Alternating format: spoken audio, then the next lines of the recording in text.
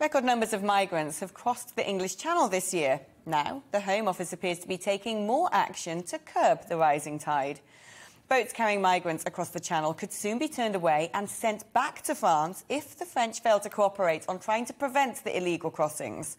The Home Secretary Priti Patel has reportedly told Border Force to turn back migrant boats from British waters. Border officials will then alert the French authorities of the presence of boats in their waters for the French to rescue. Well, joining me now to discuss this is Kevin Saunders, the former Chief Immigration Officer for the UK Border Force at Calais. Kevin, is this plan remotely workable?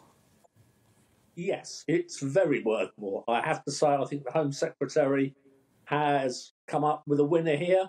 I have been saying for the last 2 or 3 months that this is the thing to do, and I think she's done the right thing.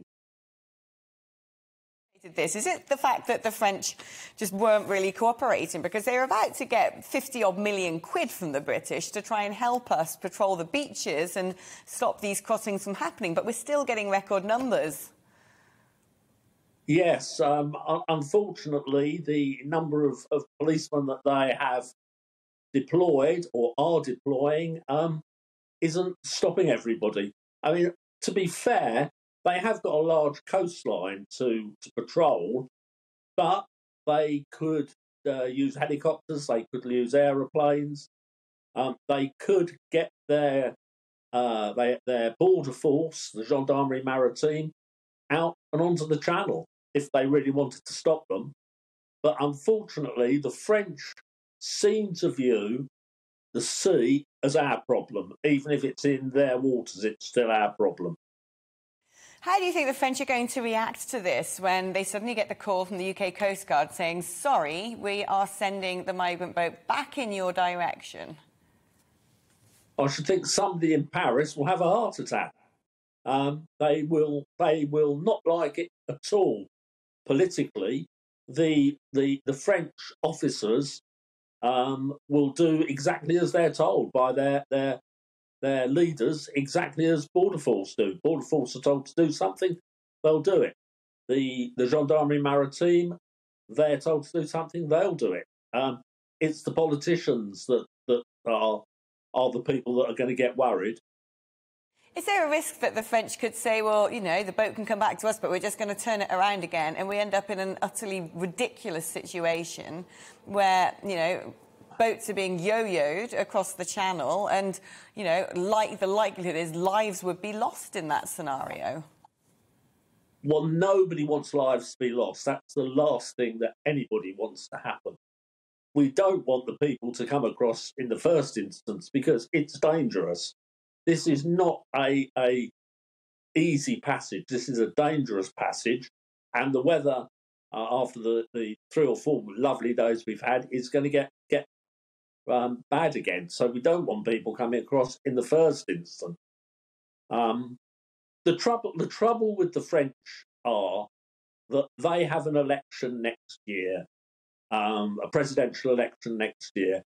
So Mr. Macron has got to appear to be tough so the people in northern France vote for him. Yeah, well, they're all trying to be tough, aren't they, frankly? You've even got Michel Barnier, who's now very much Mr. Immigration. But where do we stand on this legally in terms of UK law, French law and maritime law? Because we all sort of have this understanding that refugees should claim asylum in the first port of their arrival. This obviously doesn't happen, and very often the people trying to cross the Channel now are people who have probably had their asylum declined at various points along the way, and perhaps to them the UK is their last-ditch opportunity. But legally, what is the framework for this? Is this all going to be permitted, or are we going to be getting ourselves into a bit of a mess and hauled up in front of the ECJ or the ECHR? Well, this is a very good question. However, I think the answer is this. Greece has already done it. The Greeks pushed back migrants coming from Turkey. And when they did that, and there was a lot of news about that, the president of the EU, Ursula von der Leyen, stood up and said the Greeks are doing nothing wrong. They are our iron shield. And in fact, she actually deployed more of the European immigration service, if you like, Frontex, to Greece to help them out. So I don't think there's a legal problem, because if there was, the EU wouldn't have told the Greeks it was okay. It's an excuse by the French because they don't want us to do it. And, well, no, frankly, I agree with you on that one. The EU is building a big chicken wire fence. They're building their own version of Trump's wall around their frontiers as we speak, using European Commission money. So the refugees welcome message from the EU has definitely had a bit of a volte-face. But how to actually redirect these boats? What's going to be used? Is this just going to be the border force boats? Are we going to have to call in the Navy? What will the process be? Will it just be a case of the boats come along and sort of yell through megaphones, turn your boat around? I mean, how is this going to be executed? I think it's got to be a little bit more technical than that.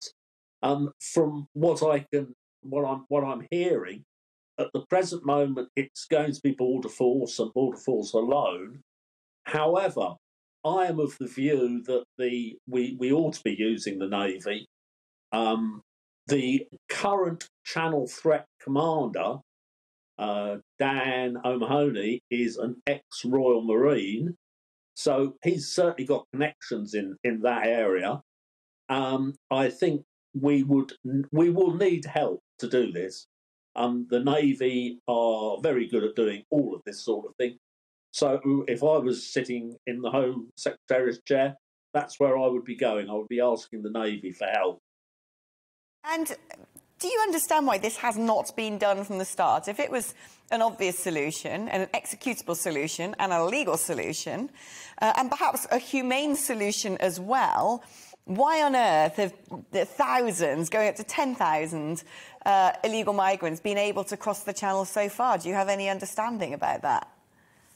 I think the Home Secretary wanted the French to actually step up to the mark and actually do what they're supposed to do and stop them coming over. That was the first instance. Now, we've given the French money before. People are saying about the 54 million that we're giving them for this.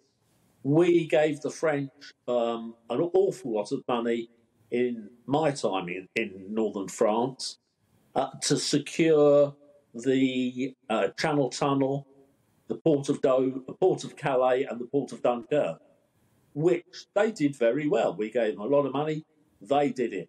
And now you will see that crossings through the tunnel are almost non-existent, and through the ferry ports are very, very low.